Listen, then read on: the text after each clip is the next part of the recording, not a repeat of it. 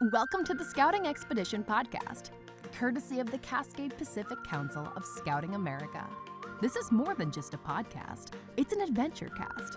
Here we'll share stories and insights about the lifelong adventure, real-world grit, and personal growth only found through scouting here in the Cascade Pacific Council. We'll have guests here indoors, but also head outdoors to meet those that make the Scouting Expedition come to life for thousands of local youth here in Northwest Oregon and Southwest Washington. Each episode will start with the latest news, reminders, and important deadlines for our families, scouts, leaders, and volunteers, so you can just take a quick listen or watch in a way that's convenient for you. Then we'll dive into the topic of the day. So let's get started. Hello, Scouters, and friends, and thanks so much for joining us on today's edition of the Scouting Expedition podcast. My name is Chris Bartell. I'm the Director of Marketing and Innovation here at the Cascade Pacific Council of Scouting America. And today we have a news update for you, but also a special interview with a family who see Scouts. And I think you will find it is quite an adventure that they have embarked upon. Anyway, let's dive in first to today's news. And first of all, for those who are watching on the day that we have launched this episode of the Scouting Expedition podcast, we want to wish you a happy Easter. Hope you are enjoying a wonderful time with your friends, family, and whatnot, however you celebrate it. All right, let's dive into today's news, starting off with a safety moment, of course. And as you know, we'd like to promote the fact that there are a plethora of safety moments at scouting.org when you search for safety moments. And we want to encourage you to start your meetings and scouting expeditions and adventures with a safety moment. So check it out at scouting.org. Do a search for safety moments, and you will find safety moments there that cover literally everything. All right, let's dive into today's latest news from the Cascade Pacific Council of Scouting America.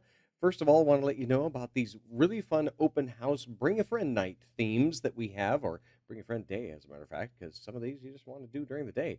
So you can actually borrow any of the materials that we have for just a mere $20 to do some of these themes, because these themes include such things as Hooked on Scouting, which is about fishing. We have Race into Scouting, which is about Pinewood Derby, and we actually have these really fun Lego Pinewood Derby tracks that you can borrow. They're super easy to set up, and we'll give you the Legos and all that kind of jazz too. We also have a Blast Off into Scouting theme that was all about rocketry.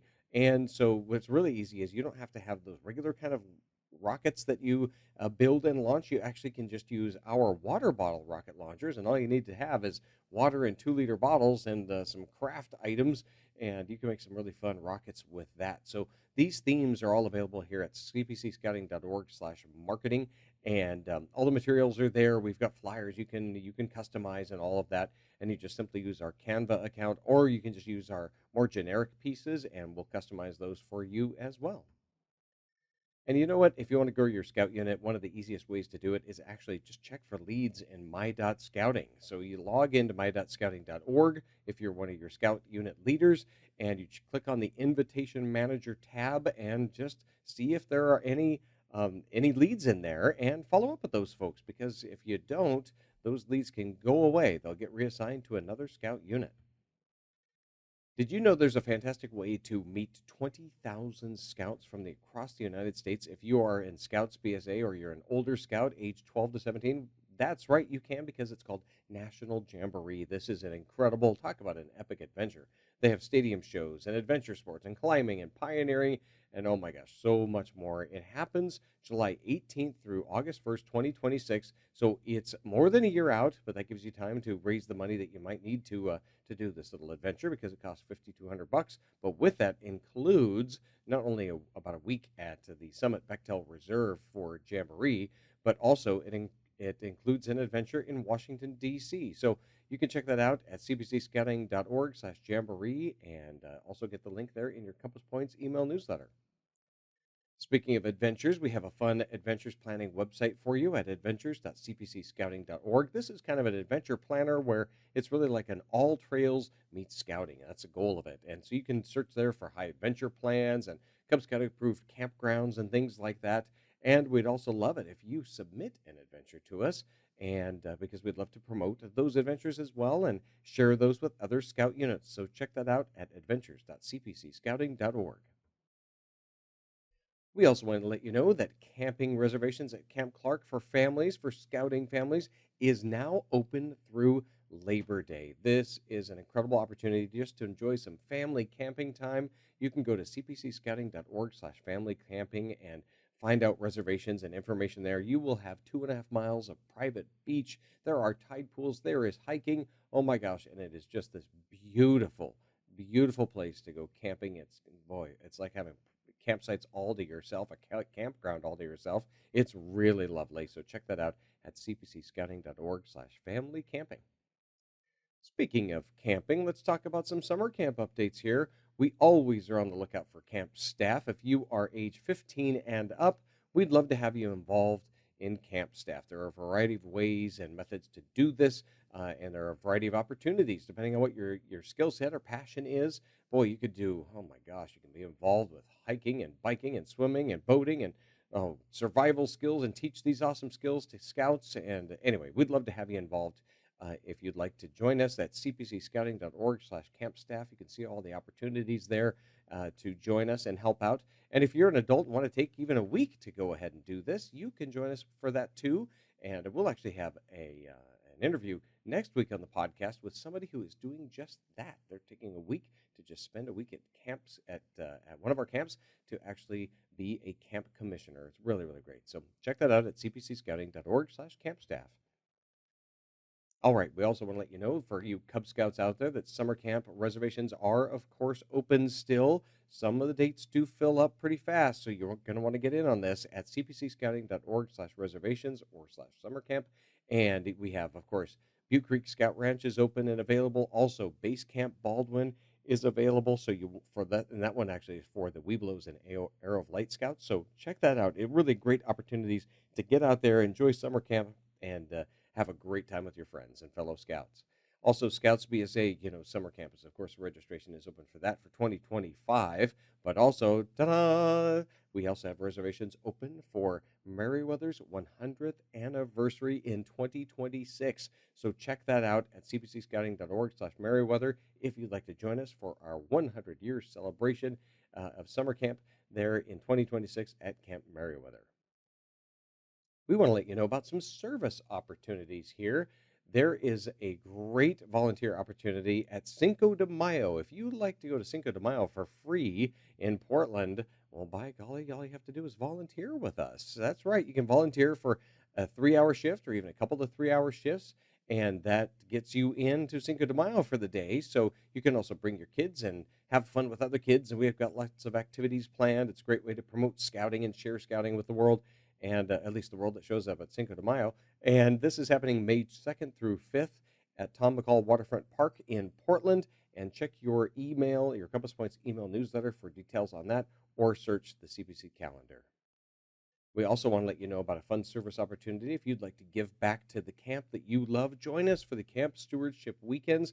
They are really happening for the next month and a half or so, sort of 2 months. Anyway, happening through June 6th at a bunch of our camps. They all need help getting ready for summer and just for the adventures that happen in summer, whether or not they're actually summer camp properties or not, such as Cooper. So we'd love to have you out there for that. And service hours can be earned for scouts and or even for your school requirements for service. So please join us. Check out the Campus Stewardship Weekends information there at the CPC calendar. We also have a fun service opportunity that is just so heartwarming. This is one where we're inviting communities and community groups and, of course, scouts alike and all of your friends to join us for the Memorial Day flag placement. It is happening at the Willamette National Cemetery. It's happening on Friday, May 23rd. This is where we get to place 180,000 flags to honor our veterans. So please join us for that. And if you're a troop, you can bring your American flag and your troop flag and select a couple of flag bearers there because you'll get to join the opening ceremony. There's a really lovely opening ceremony every year. And the flags for the grave sites actually will be provided. But please join us for that. Invite your friends to join us for that. It is a really wonderful tradition, 57 years in the making. So join us for that on Friday, May 23rd. We also want to let you know about the service opportunity with our Order of the Arrow Corps team. This is happening where you actually make your base camp at Camp Pioneer August 10th through August 15th. And this is where you get to help out at the Mount Jefferson Wilderness in huge projects. Often these are just wonderful conservation projects and trail maintenance and things like that to help out the Forest Service. And this is for scouts 14 and up. And you have to be a minimum of first class rank to enjoy this and be a part of this amazing service project. It's really, really impactful, and we'd love to have your help there August 10th through August 15th. And you can find the information on that, of course, in your Compass Points email newsletter or in the calendar. We also want to let you know about some Scout days/nights. Here we go. We have the Hillsboro Hops happening on May 10th at 4:05 p.m. It is only $15 for this, so come out and enjoy the game of baseball with the Hillsboro Hops. And there's going to be a pregame parade and lots of fun with the Hops there. We also have the Portland Timber Scout Night happening August 16th at 7:30 p.m. You'll get a fun patch for that one, so join us for those awesome Scout nights and days. We have some council events we want to give you a heads up about as well. The Sea Scouts are having their Sea Scout Regatta April 25th through 27th. So if you're a Sea Scout floating around the area and listening to this, we'd love to have you join us for this. It is for all Territory 1 Sea Scout ships. And boy, this is a fun experience where you get to really see some fun competitions, and you'll actually get to see the folks that we are interviewing today, our fellow Sea Scout friends, and they loved it. It is a fantastic place to show off your skills there. And so join us for that at Camp Raialea on April 25th through 27th. We also have the Alaska Airlines Aviation Day happening on May 10th at the Horizon Air PDX Ops facility. This is a free event where you scoutsbsa youth can earn aviation merit badge, and you're just going to have a fun time. But this is really incredible. It is for youth ages 11 to 18, and so join us for that on May 10th. We also have the council annual business meeting is happening on June 4th at noon. The location is TBD, but just want to give you a heads up about this if you'd like to join us for this. This is really for anyone who'd like to attend. We'll talk about some annual reports from the council, including from various committees and elections and things of that nature, and answer questions. So join us for that, or at least put that in your calendar if you'd like to join us for that. There will be Zoom available as well. All right, let's talk about some district events. We have a plethora of camporees coming up. We have River's Edge happening April 25th through 27th at Barton Park. We have Timberline Cascadias combined camporee happening on May 2nd through 4th at Butte Creek. We have Spirit Lakes happening May 2nd through 4th at Camp Lewis, and we have Pacific Trails happening on May 2nd through 4th at Beneke Creek Jewel Meadows Wildlife Area. So those will be fun. Join us for those. Again, the links are there in your Compass Points email newsletter or in our calendar. Okay, some training events coming up here. We have Wilderness First Aid happening. This is happening really, in all actuality, about now through October. So you have a lot of dates. You can sign up for Wilderness First Aid, an incredible course for youth ages 14 and up and adults. This is some incredible weekends, have hands-on training, and it meets some Scouting America requirements as well. And you will feel so prepared for your next outdoor adventures. So check out the calendar for details and sign up for that. We also have some trainings for Cub Scout leaders. It's called BALOO. It's called the Basic Adult Leader Outdoor Orientation, or BALOO. And this is required if you're a Cub Scout pack and you want to go camping. You've got to have some BALOO trained leaders for this. It is happening May 2nd through 3rd at the Santiam River Camporee and October 17th through 19th at Camp Lewis. So please sign up for that ASAP, because those things do fill up fast. Also, we have the Introduction to Outdoor Leader Skills training. This is for Scoutmasters and Assistant Scoutmasters who really want to level up their game for their outdoor leader skills. And also, it's required. If you need to have a Scoutmaster who has this training in order for you to renew your unit this year. So check it out at April 25th through 26th at the River's Edge Camporee, or May 2nd through 3rd at the Santiam River Camporee and Pacific Trail Camporee, and October 17th through 19th at Camp Lewis. So check it out at the calendar, get all the details there. We also have a fun Cub Scout leader training. This is for really any leaders in Cub Scouts who want to learn from people who have been there and done that. This is happening on May 10th, 8:30 to 1 p.m. in Vancouver. It's free, and we'd love to have you out for that, and you'll get to learn from some of the best. Okay, some fantastic training here is called National Youth Leadership Training. This is where older scouts get to just level up their game. This is the premier training for older scouts. It is happening at Camp Baldwin. There are 2 sessions to choose from. They're about a week long. One is on June 22nd through 27th, and the other is August 3rd through 8th. This is truly where you level up your game in terms of leadership, and so join us for that. Speaking of leveling up your game for leadership, join us for Wood Badge. If you're an adult, this is like NYLT for adults, and it really is a fantastic training. You'll learn all about how to really run and help run your scout units properly, and just give you some creativity there. And it's just a wonderful training. And it is happening October 3rd through 5th and October 11th through 12th at Boot Creek Scout Ranch. And both weekends are required, but it's so worth it. It's fantastic. Check it out at cpcscouting.org/woodbadge. Okay, we're about ready to dive into today's episode of the podcast, today's interview with our Sea Scout friends. But if you'd like to join us on the podcast, we'd love to have you. Toss us an email at podcast@cpcscouting.org. We'd love to just hear your scouting expedition stories, share tips with folks, all of that. So just toss me an email at podcast@cpcscouting.org, and we'd love to have you on. All right, let's dive in now to today's episode. Well, thanks so much for joining us, everybody. Today, I'm really excited to share with you a couple of folks who are in Sea Scouts. So we'll have everybody go say, you can wave at that camera over there, guys, and say, hi, everybody. Right. Awesome. Well, I have the Crossman family here, or a few of them, and they have been active in Sea Scouts for quite a while. But first, what I want to have you guys do is just introduce yourselves, and then we'll talk about like how you got involved with Scouts and all of that. Yeah, I'm Heather Crossman, and I am currently on the ship, serve as first mate, which is similar to an ASM for a troop. And I'm also the ADC for Roundtable and Pacific Trail, and I'm on the Wood Badge Association board. So I'm holding down 3 jobs right now. We've got you reeled in, that's for sure. Okay, now your turn. My name is Chase Crossman. In the ship, I am currently a specialist, which is sort of similar to a JASM, but not really. It's kind of a weird filler position. And then I'm also serving on the National Quarterdeck as the National Bosun's Mate of Western Support. And then I'm also a vigil candidate for OA this year. Wow. And don't worry, gang, we're actually going to talk about all of these phrases and acronyms that they're using, because we're bad enough in Scouting America and formerly Boy Scouts of America of using all these acronyms, and nobody knows what the heck any of this is. So we're going to kind of start a little bit from scratch here. What I'd love to know is how you guys got involved with scouting, and then how you moved into Sea Scouts. Yeah.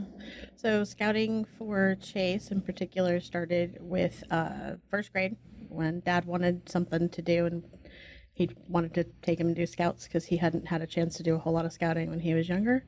And he likes a lot of the scouting kind of activities. He loves to be outdoors, yes. So it was something for them to do together. They started doing that. I didn't really have any desire to do that, but I did like knowing what was going on with the pack. So I would go to the parent meetings and just see what was going on, meet people. And at one particular parent meeting, they were voting on something. I wanted to vote, and they said, you don't have a position, you don't get to vote. So I said, fine, give me a job. And I was made pack secretary, and I've had a job in scouting ever since. That was about 10 years ago. So wow. Definitely got your real Yes, I've moved around. Okay, now your turn. So yeah, I got involved as a Tiger in first grade because my dad put me in it, and I didn't know, so... but I had a lot of fun with it throughout all of Cub Scouts, and crossed over into Troop 162 in 2018, and have really been hooked since I joined the troop on all of scouting kind of things. I got inducted a year later in 2019 and joined Sea Scouts in 2021. Yeah. Wow. And what was the impetus to try Sea Scouts? How did you find out about it? And were you the reason? Were you the reason, Mom, or was Dad the reason? How did it all transpire? I think this is a story for my mother to tell. It's a you like telling story. It so much. The story goes that way back when, the first University of Scouting that I went to for when I did membership for the district, they talked about the Sea Scouts would do a first class cruise. So for all of the troop scouts that earned first class, they'd invite them out onto the boat to check out Sea Scouts. So Chase turned first class. I waited patiently, well, maybe impatiently, for my invitation. Didn't get one. So as it turns out, they didn't have their boat anymore at that time. And I just happened to see on Facebook that somebody put on Facebook that they were taking the boat out on a beautiful sunny June day. Anybody who wants to go could go. And so I said I would love to go, and I went in and forced him to go out on the boat. I dragged him out on the boat. And so, yeah, we talked about that. We all got involved in Sea Scouts because Mom just wanted to go for a boat ride on a beautiful day. And that was it. He was hooked from the second he got on. So. And so what was it like when you're in your first time then? Mom says you were hooked. Yeah. So what were you thinking? What were you experiencing? I would say when I first got there, I was a little bit underwhelmed because I had pretty high expectations. But when I got on there and I met Tanner for the first time, he was the scout that was there. He was the only crew that was aboard that day, and he kind of taught me the ropes, taught me how to manage some of the lines, taught me how to operate the helm or the steering wheel of the vessel. And it was really just all of those kind of new things that it just seemed really, really interesting to me. So even though I had high expectations that weren't immediately it wasn't like the picture I had in my mind or whatever, it was still a lot of fun and a lot more interesting than I had thought it was going to be. And yeah, it was just really, really cool to see. And you'd been involved in regular scoutsbsa for a while, right? Yeah, I was 14 when I joined, and I'd been in normal scouts by then for a while and been somewhat active in the OA. Took a little bit of a break over COVID, but at that time, that was when just a little bit after when things started to come back, and that was when I was really starting to get back into things, and that was a lot of what got me super active in all parts of Scouts was joining Sea Scouts, and that gave me a whole other thing to do within it. So yeah. Excellent. Okay, and Mom, what did you think at the time? I loved it. I mean, I like water. I like boats. That's more my thing. I'm not into tent camping and hiking. That's Dad's kind of his area.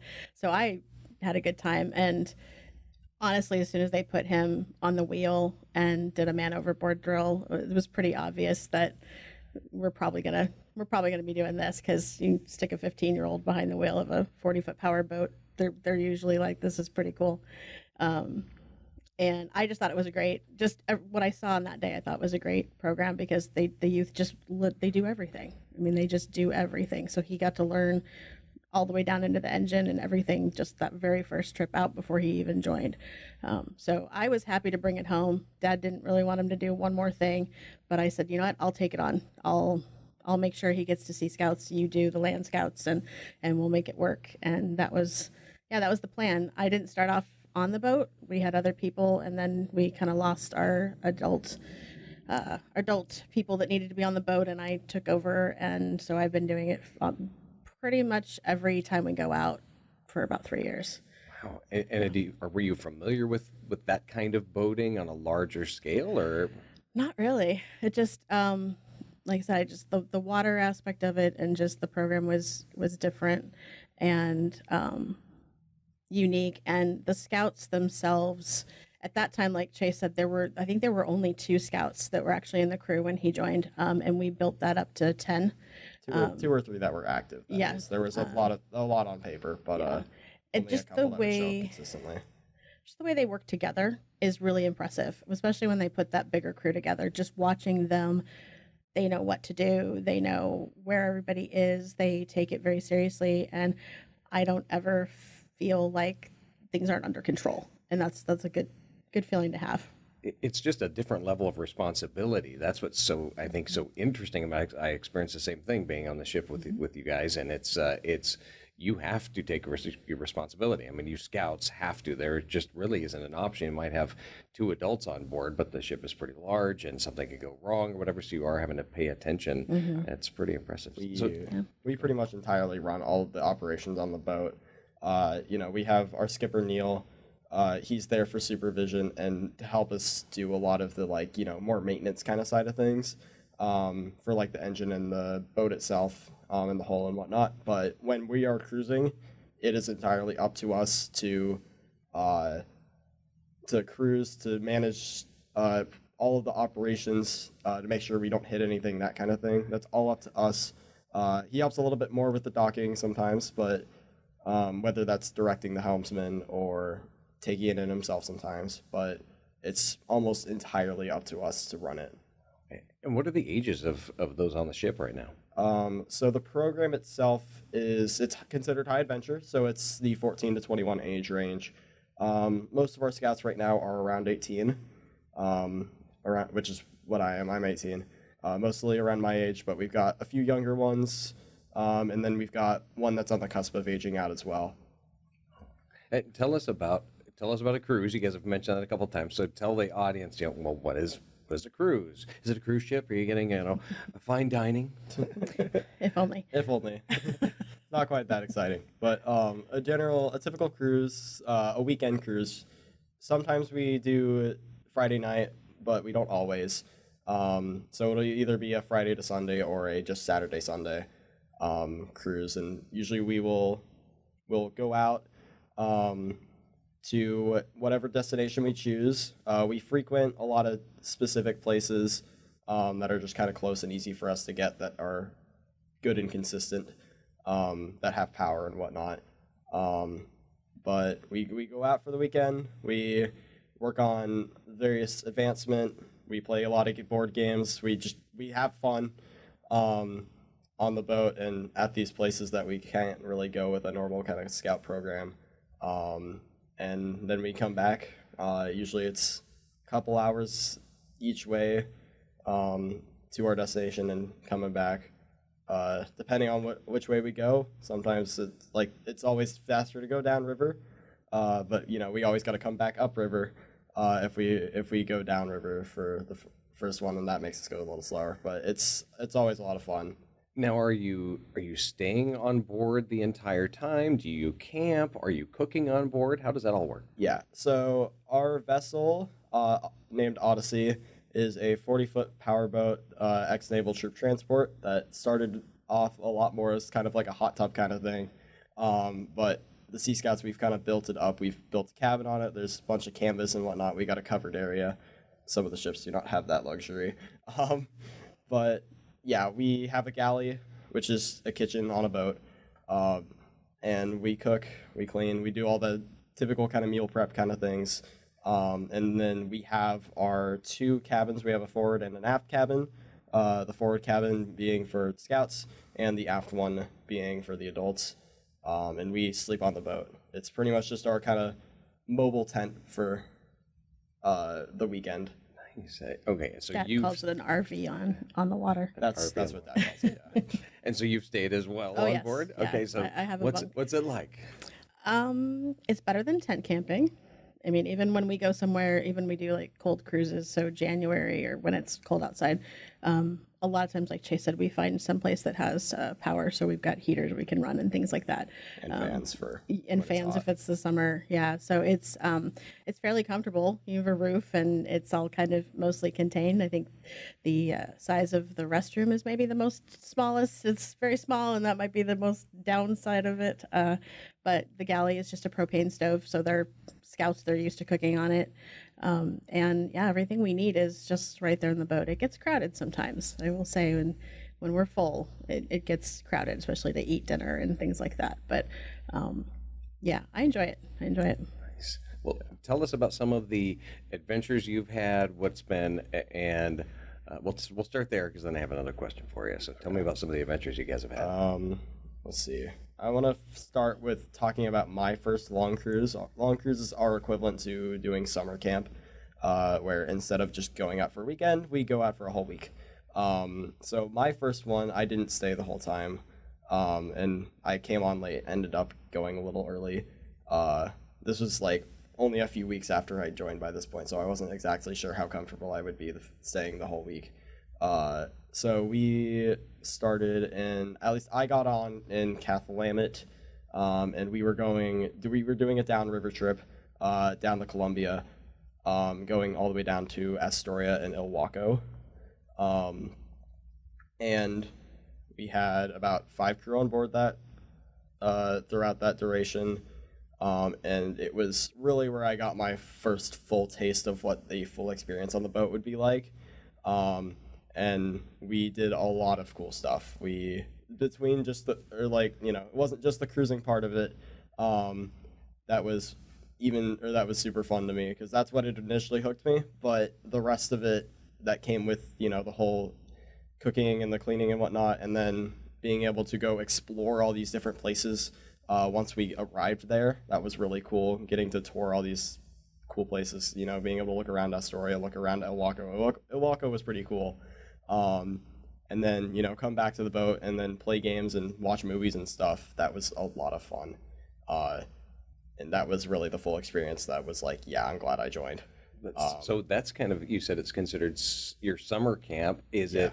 Or do they kind of consider it kind of like a high adventure kind of trip as well? Or is it because it's a week long, so it's a summer camp kind of experience? And because you're doing advancement and things too? Or? Yeah, we're doing plenty of advancement. Like, that's part of our daily activities sort of thing. Like our usual daily activities for like a typical cruise day or long cruise day is that, we wake up, we do breakfast, and we do flag.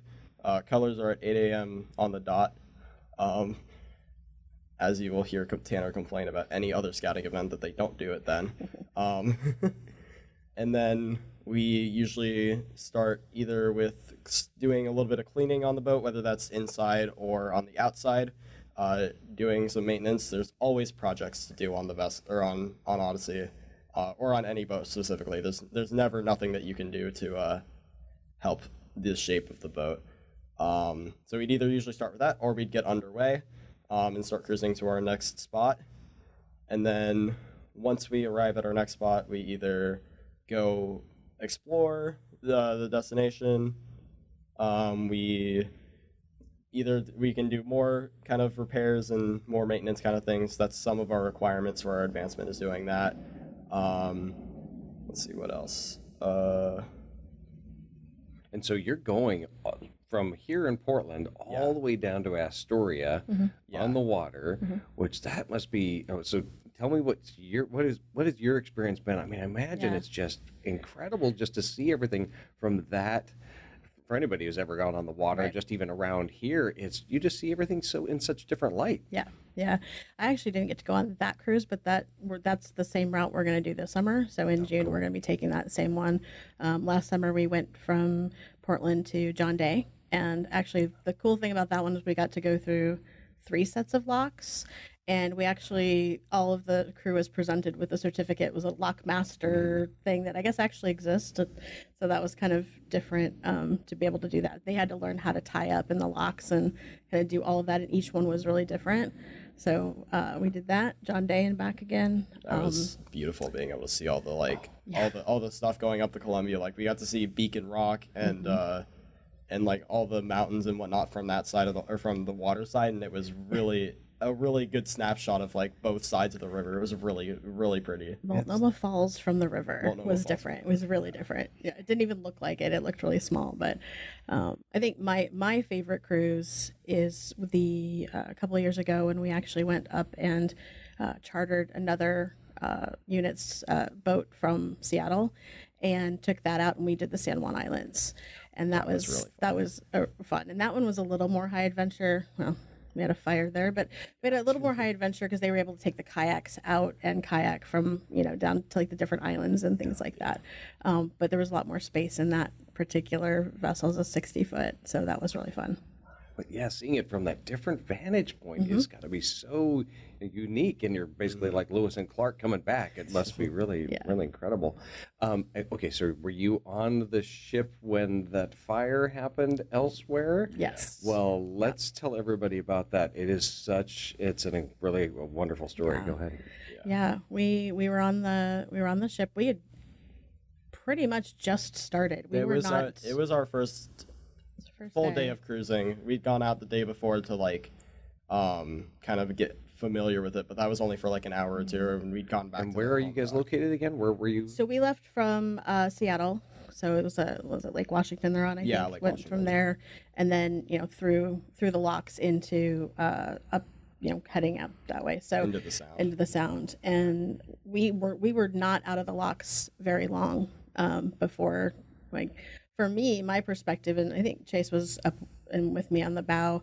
I saw smoke. I thought it was from the shore, because that's what it looked like. It would look like it was on shore. It was not on your ship. It was not on our ship. No, it was another boat. Yeah. It looked like it was on shore, and then started kind of getting closer and closer and closer. And one of the other youth that was there said that's a boat fire. That there's a vessel on fire. Yeah. And right about that time, we started to make a beeline, and I didn't hear any of the radio chatter or anything that was going on in the helm, because I wasn't there. I didn't either, but I heard. The We got stories. there was a call that went out from the Coast Guard to anybody who was available that was willing to help, that could help, and they made the decision. We had fire hoses aboard, and we and the went. equipment to operate them. Yeah, the and pumps and kids whatnot. that knew what they were doing. So yeah, and it was funny because the other youth was like, "Oh, let's go fight a fire," and I thought he was kidding. I'm like, "That's what the fireboats do. What are you talking about?" And sure enough, we wasn't absolutely did. Yeah, the people had already gotten off. A good Samaritan had already picked the people up, so it was just the boat. But they manned those fire hoses like experts. None of them were afraid. None of them were like, "What do I do? What do I do?" No one freaked out. They just grabbed those hoses and they just put water on it for about 45 minutes. 45 minutes or so. Yeah. Yeah. Yeah. And so you guys you'd actually trained for this kind of thing. I wasn't- mean, knowing how to use the hoses, and you're on a different ship, right? Yeah. So we've done like fire extinguisher kind of trainings and whatnot, but and I think that they had shown us like that they had told us that they were there and that we may have to use them, but they hadn't really gone too much more in depth. But our bosun at the time, which is the equivalent to an SPL, in a troop, he had been on the vessel previously when our ship had done another long cruise on the same vessel, but it was before I had joined, and so he knew how they worked. So he was able to quickly train us on how to use them, and yeah, so we were able to take that since he had the knowledge of how to use them, and he was able to quickly pass it on to us, so that we were able to actually man the hoses ourselves. And yeah, I manned the hose for about half of it. We had like 2 shifts of people, and then 2 hoses. So we had about 4 people actually go up physically using the hoses. And those things were powerful. And they were not easy to wield, but especially for such an extended period of time. But we were a good distance away, so it wasn't like super, super hot. There were a couple times, but we had either the skipper of the vessel, their unit, he was manning the helm, and he's really good at that. I don't think I've ever seen anyone else maneuver a vessel quite the way he does. So he was able to get us like all the different angles and whatnot, and get us approach to a good distance, and then quickly back us up when it was getting too close. And yeah, that was really good. That we had all So that. this other boat is just sort of floating out there, like they didn't anchor it, and it's just Yeah. wow. It's just Yeah. floating there on a blaze. Yeah. Yeah. They had, I believe the answer ended up being they had some rags or something that had caught fire. And they didn't really know what was going on or where it was coming from. And so they just were like, we're getting off, which is the smart thing to do. And so by the time we got there, it was really mostly just, can we keep this thing from sinking? Because, environmental, not a good situation. And so that was pretty much mostly what we were trying to do, is just trying to put it out and keep it from sinking. And there was a fireboat that responded, and they got their hose out, and they had no water. So yeah, they're like, keep doing it. So we kept the water on, and they ended up getting another fireboat to come in. And once the fireboat got there, we were able to leave. But yeah. And then I wondered what else could be more exciting the rest of this trip.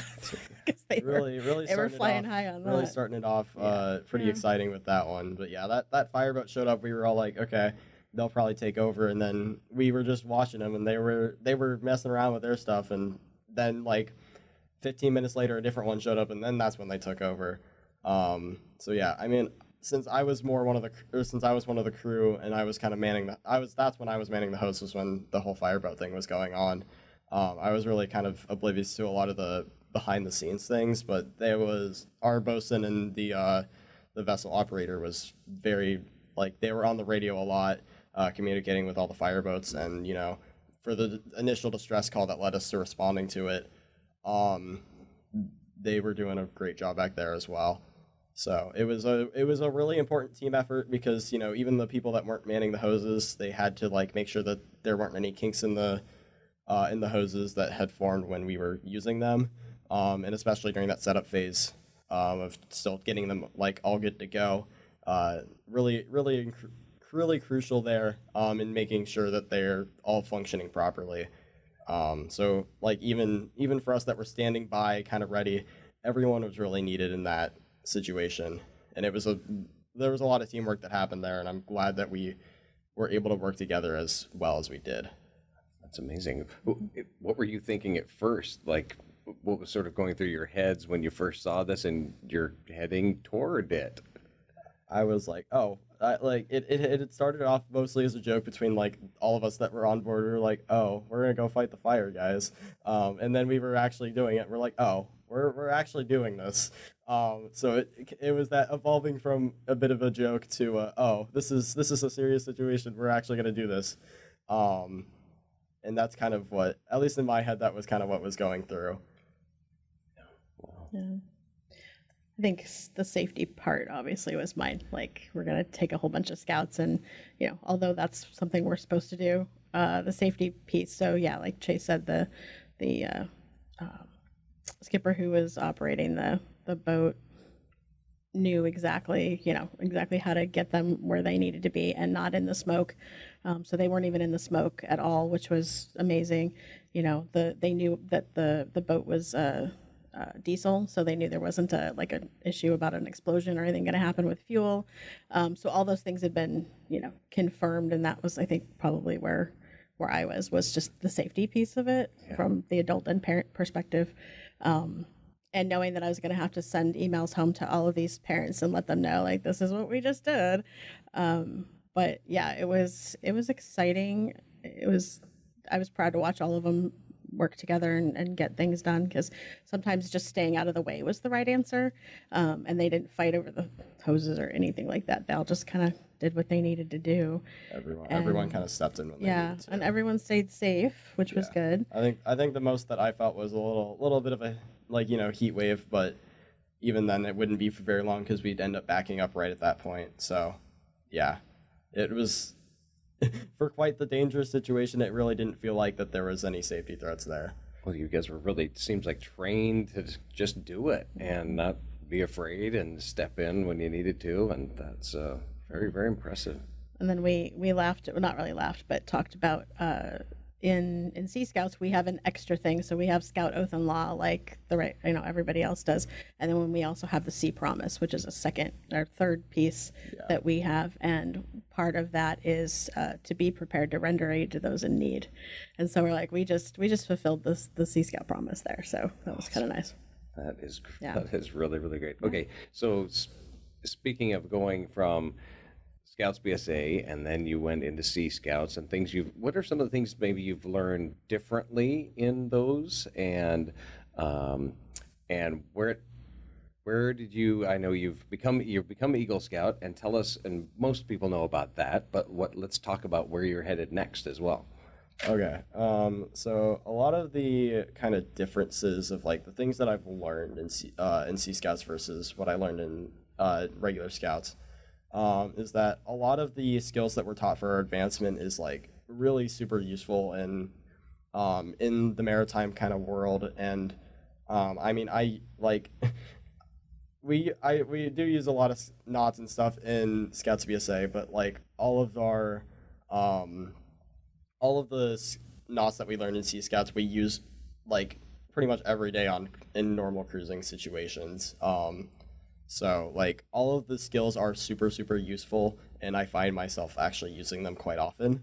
Where some of the ones in Scouts, not always the most useful and like, having to use them consistently.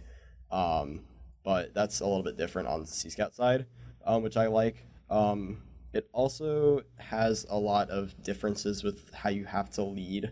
After the San Juan strip, our bosun stepped down, so I ended up taking it up at that point. And that's basically a senior patrol leader? Yes, that's the equivalent to senior patrol leader in Sea Scouts. So I ended up taking it on at that point, and I learned that it's a lot of different kind of leadership skills you have to use, because a lot of our situations you kind of have to be more authoritative. These tense kind of like, I like to reference docking situations because they're you have to be constantly adapting to, changes in positioning, currents, wind, all of those kind of things affect it. And making sure all of your people know what they're doing, and are able to do so safely, and being able to, lead those situations effectively. And sometimes that means, hey, dude that's over there on manning the line, can you either, it's either we're not going to be able to do this, just let it go, or like, you've got that one on, go help this other guy, and do so quickly. So it's a lot of that kind of differences in like the quick thinking kind of aspect of it, and the different styles of leadership that I've had to learn through it. And I think it's just been a lot of differences, and it's really been able to help diversify a lot of the skills I've learned. What about, okay, so you're now working on the next tell everybody about the next level of advancement that you're working on, because you've already earned Eagle Scout. So now what's next? So in Sea Scouts we have 4 ranks as opposed to the 7 in normal Scouts. We have Apprentice, and then Ordinary, Able, and Quartermaster. Apprentice is kind of like our Scout and Tenderfoot equivalent. Ordinaries are equivalent for First Class. Able is kind of like Star and Life, and then Quartermaster is our Eagle equivalent. Right now I am currently Able, and I am working on my Quartermaster. And for Quartermaster, I would say there's about 4/5 main pieces to it. So I have probably about 3.5 to 4 of them done. Actually, no, definitely 3.5. You have to teach a lot of requirements for Quartermaster. So like you have to teach about 60 to 70% of the rank requirements for the previous ranks. Like all the way up to Able, you have to teach requirements for them to other Scouts. And I've gotten a good chunk of the way through that. In terms of my advancement, I've been doing a lot more of that recently, as I've been more seriously working towards it. And then another big piece is that you have to get lifeguard certified, which for me, since I didn't learn how to swim until I was trying to get First Class, and did the hiking merit badge intentionally to try and avoid having to do the swimming merit badge, and then a year later joining Sea Scouts and realizing I had to do that for a different rank. I did get lifeguard certified, and I'm now working as a lifeguard. So I never would have thought I would have gotten that far in swimming. So that's another big piece of it, and that's a lot of times what can hold somebody back from getting to Quartermaster, is needing to get certified. And then there's also, you have to do a Quartermaster project, which is literally copy and paste of an Eagle project. The workbook is the exact same, except it just has the terms swapped around. And then there's also what we call electives, which is sort of similar to merit badges, but also they're a lot different. There are 3 levels of electives that you have to earn. You have to earn level 1s to get Ordinary, level 2s for Able, and level 3s for Quartermaster.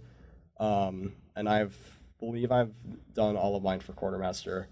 And a lot of those are just kind of going more in depth into certain subsets of skills, such as we have one of them that's like decorative knotwork kind of things where it's, or I think it's ornamental knotwork. Is that what it is? It's ornamental. Yeah.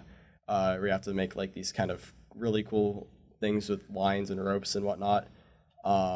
There's some that's like maritime traditions.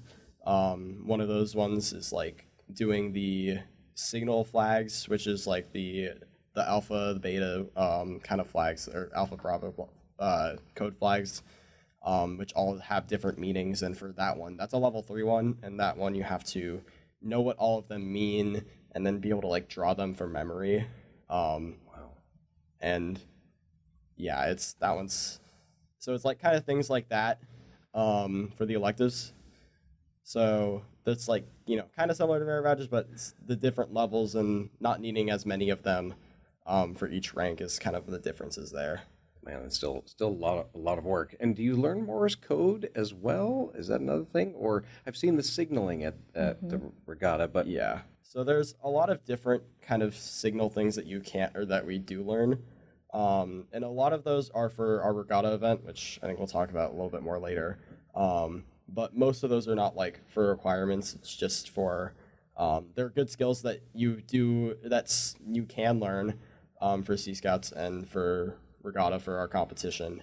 But a lot of them aren't really required. That's the only one that I can think of that like has a big requirement piece to it. Because there's not really anything for Morse code, but it is still something that you can learn through the program, and it's still pretty cool. That's great. So speaking of regatta, so it is, first of all, do you know how many Sea Scout ships do we actually have? And they're all different sizes? What's sort of the difference? So our council has, I believe, 5 that are active ships. We have 2 that are kind of inactive, that are still in existence but not really doing a whole lot. There's one that's in the process of forming, another new one, and that most of them are in the Portland metro area. So us, Dragon, and Tsunami are all together here, and then we have Freedom is out in the Dalles, and Flying Cloud is in Astoria. And then the new one that they're working on, trying to put together, it will be a sailing, small boat sailing unit in, I think Milwaukee is what they're looking at. So, and yes, they're all different sizes, all different makeups, because it is a co-ed program. Our boat, up until recently, was all male, and we just brought on 3 girls. But most of the other ones are, I think all the other ones are all co-ed now. I think they're all co-ed right now. Yeah. I don't know about Flying Cloud, but I know that at least, actually, does Tsunami have any girls? I don't think they do. I don't know. Maybe not. Yeah, we have 10 youth right now, maybe 11 youth. 10. Dragon, I believe, has 13. So they're all different. And it's kind of like this. The ship itself is basically like a troop. Yeah. And do you have patrols, or do you just work on? Is it just all sort of rank based in terms of how the activities you have to do, or the trainings, or all those kinds of things, the skills that you're learning? So there are systems for, like, there's a patrol kind of system that is in place in Sea Scouts. They're called crews, but at least none of the ships in our area are big enough to actually use them. But there are some big ships, like there's one in Washington that's like over 100 people, that I'm sure that they definitely use that system. I would sure hope that they do with something that size. So there are systems in place, but it's not something that we really use around here because our ships aren't big enough for them, and our vessels don't really have enough room for them to be useful. So our 10 people is kind of just like, we're all just kind of one big patrol, I guess. Gotcha. And the Sea Scout ship can technically even be, what I've heard anyway, is you can have a group of kayaks, you could have canoes, anything that's on the water can be considered a Sea Scout ship, and you would register as a ship. Is that correct? Yeah, the ship is actually the unit term, essentially. So it can be anything that has anything to do with water, essentially. And a number of ships actually have started as venture crews. So our ship started as a venture crew back when they started, and then decided they really liked the water part and kind of just went into the Sea Scout part. So so like small boat sailing. Ours, I think a lot of it's just location. We tend to be more power boats. back east, you find almost exclusively sailboats. And like more in the middle, There's you see more a lot sailing, of, lot up of paddles. the paddlecraft. There's more sailing up in Washington as well. There's a couple of units up there that are sailing. So it's whatever you have access to. Stand up paddleboard, kayak, whatever you have access to. So There's some ships that are scuba ones as well. oh yeah, there's scuba ships as well. And are most of the Sea Scouts, are they mostly also in a scoutsbsa unit or not? And I've just heard a lot of you are in both of them, right? Most of the scouts in our unit are, but that's partially because when I joined, I brought a lot of people from my troop in, and that has sort of still kind of continued. And I think that's kind of also happened in the other ships to a certain extent, but there are quite a lot of scouts that are in the ship, especially like the first couple when I joined. Tanner and James, they were both only Sea Scouts, and I think that there's a lot of scouts in some of the other units as well that are also only Sea Scouts. So there's quite an audience that is only, but there's also a lot of them that are that have been in regular Scouts. So it's kind of a mix of both. Okay, so tell me now, what's your favorite? I'll start with Mom. Yeah. What's your favorite memory, and what have you seen in him that has changed? Favorite memory, gosh, that's hard because there's been a lot. Like I said, that first San Juan cruise was pretty memorable. We're going on 3 years in a row going to the San Juans. I'm not quite sure what I'm going to do when I don't get to do that. I feel a little spoiled. I think the first regatta I went to too is also a really great first memory because I watched them. They start practicing for regatta in January. Every meeting from January to April is all practice. And regatta. I forgot to ask about that and to explain to everybody what that is. I think that was a good time to go talk ahead. about it. Yeah, regatta's it's a lot like Camporee, but it's got all of the events that they do are very specific to maritime, and each one of them, which is what I learned why it's one of my favorites, is each one of the events they do actually does have a real world application to it in the maritime. So it's not like you're just lashing something together to lash something together. There's actually a purpose in everything that they do.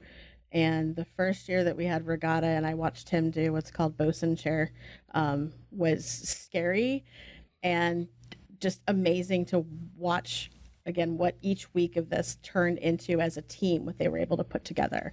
So I think that might have been my favorite thing. And it's competitions between different ships kind of from all over, so right? I think I can go a little bit more in depth on it. So yeah, like my mom said, it's a lot like Camporee, but I would say it's kind of Camporee on steroids. It's a lot more competitive, and everyone really has that big competitive mindset for it. So the Nor'wester Regatta, which is our council's one, our region's one, we invite a bunch of ships down from Washington as well to come compete down at Rylea every year, and we have so many events. I don't know the exact number, but it's probably around like 20 to 30. There's quite a bit. It's not 30, but not 30, bit, but at least around 20ish is probably closer to it. And it's all these kind of different skills that we train for because we take it pretty seriously. At least our unit does. Some of the other ones do it more casually, and that's good for them. But we take it pretty seriously. We start training in January, and we don't stop until the event itself, which is in April, coming up in a couple of weeks here soon. And yeah, we really enjoy competing in it. It's one of my favorite events, probably my favorite yearly one, besides like Long Cruise and whatnot. And it's really cool to see all of us, there are some events that like everyone has to compete in, but there's some of them that are only like, a team of 2 or a couple of teams of 2 or just, a team of like 6 or something. So we go through at the beginning and we kind of meticulously pick out, who's good at this, who's done this before, do we want to have someone new try it out, that kind of thing.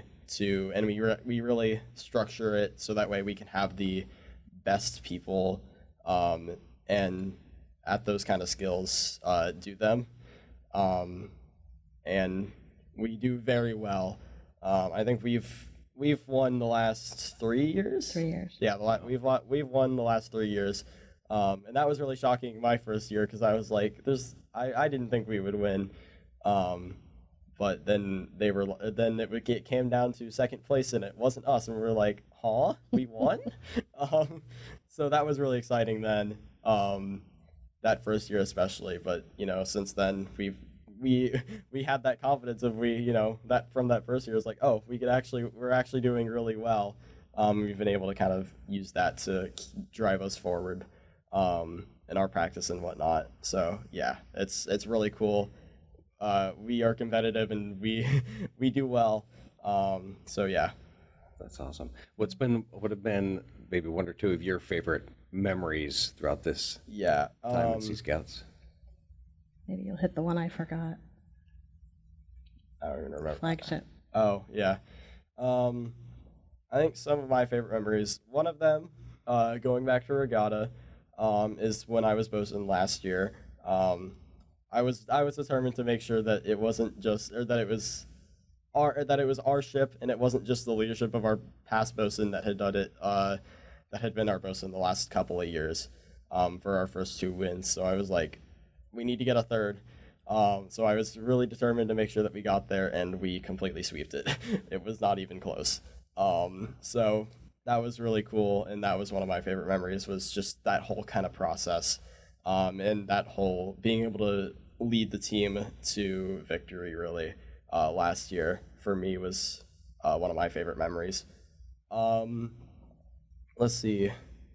Another one. I mean, there's too many. Yeah, there's too many for just 3. But Well, I'll ask then.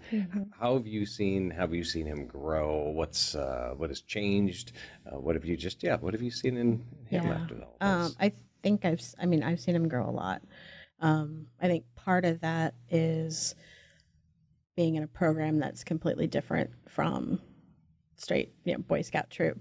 Boy Scout troop gave him a great start, and Sea Scouts has let him, I think, maybe spread his wings a little bit more, just because it is so hands-off with the adults. Like he was saying, our skipper does not grab the helm, and when things are going off, he will sit there and talk to them and teach them how to do it, and they have to learn. And so him just being willing to pick up the mantle of, okay, I'm now going to be, I'm going to be bosun. I want to do this.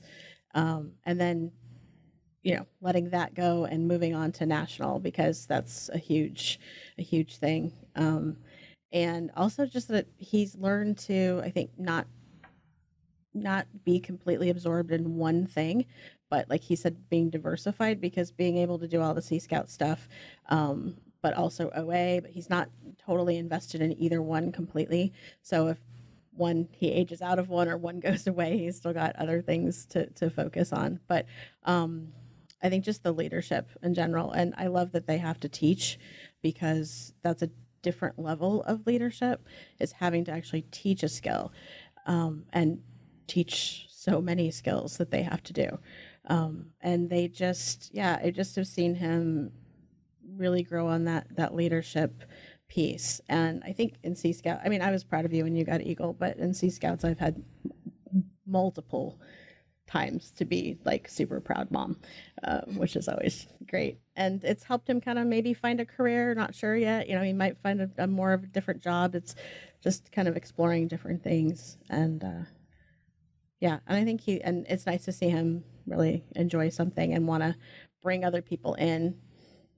He brought in quite a few, like so went from 2 to 10, and a lot of that was his effort. So sharing that, that how much he likes it with other people is really nice to see. And so what do you think you've learned from it, and sort of what's next for you? After you finish this, what sort of next steps for you? So like my mom said, it's been a lot of the leadership skills that I've learned from it, and just a little bit more on the career side of just like, that this whole maritime thing even exists. It's something I never would have thought of doing before, and nothing I would have even, glanced at looking career-wise, which, I'm thinking of doing something with it. I might be looking at a summer job, trying to, look into it more. See if I like, the normal kind of working on the boat operations, or if I want to do something, more on the mechanical side or on the electrical side or on the building side even. But it's really had quite the impact on me there. And especially because some of our programs that we do is that we go and tour various places. So I've gotten to go look at some of the tugboat companies that are around, see what they do and kind of see how they operate. And we've gotten to tour some of the Coast Guard stations. Like we got to pretty recently this year, got to go tour the station in Portland. Got to see the Blue Whale and all that kind of cool stuff. And then a couple years ago, we also got to see the one up at Port Angeles. And that was really cool. There's a lot of cool stuff up there that we got to see. And so yeah, we get a lot of that kind of career side of it in Sea Scouts too that I've learned a lot about. And then more on the what's next kind of side. I mean, I'm going to college. I'm a senior right now, but I'm going to OSU. And not really sure what I want to do yet, but I'm definitely keeping maybe working on boats as an option that I'm interested in doing. Well, congratulations on all the things that you've accomplished, and thank you so much for your service to everybody when you were, putting out that fire on that boat. I mean, good heavens, that is quite a task, and it sounds like you guys just took it in stride. That's really, really impressive. You have to balance the fun stuff and Yeah. because you guys really do get to do cool stuff. I mean, you get to drive the stern wheeler. I mean, just stuff I've just never would have even imagined that he would have done, and now I get to go to. And I cried in the car when you guys made Flagship. So it's just something that as a mom in Scouts have always heard about moms that have been like, oh, they're all my kids and they've just always been my kids and I still see them, and I never had that because I didn't have that piece of the troop, and on the ship that's kind of they're all my kids, and I've been proud of each and every one of them, and just the ship as a whole. They've got, you guys are on track for what, 4 quartermasters, 5 quartermasters coming up? Yeah. And they've only had 6 total, I believe, in the ship. So to go in 2 years to go from that to all of those, they work really hard. More like 3 or 4 years. Yeah, but we have one that went to the Coast Guard Academy. So yeah, it's just all the cool stuff, but then being proud of each and every one of them for everything that they do, because I've seen kids find careers and things that they would never, like Chase said, would never have found without being part of it. So it's a fun thing, but it's got a lot more to it than that, I think. Yeah, for sure. There's so many opportunities that you can't get anywhere else in scouting or just in general, that you really get through Sea Scouts that I don't think enough people take advantage of or even know about. Like when I first joined, my first year or two, I always kind of called it the hidden gem of scouting, and I still think that applies to some extent, even though it's a little bit more known about and a little bit more talked about now. And that's part of why I'm so glad to be able to come and talk to you about this on the podcast. Well, that is why we're here, to share with the world just all about Sea Scouts, or as much as we can anyway, in a bit of time. But thank you guys so much for being here. It is so much fun to see the adventures, to see regatta and all the activities and the leadership. It is impressive to see you all working together. So I'm super excited to share that with everybody as well. Yeah, Chase is right. They call it the best kept secret in scouting, and when he joined and I joined, my goal was to not have it be such a secret anymore, and so we've been promoting it for a while. Yeah, we've put in our work over the last 4 years for sure. Yeah. Good. Well, that's great. Well, and let me know what else I could do to help. So this is great. Awesome. Well, thank you so much for everybody for joining us today. Hope you learned a lot. I know I did, and super excited to share more about Sea Scouts. So you can actually see more about them at cpcscouting.org/Sea Scouts, and there's contact information there. There's a lot more information, and you can find all about that there. Thanks so much for joining us, and we will see you next time.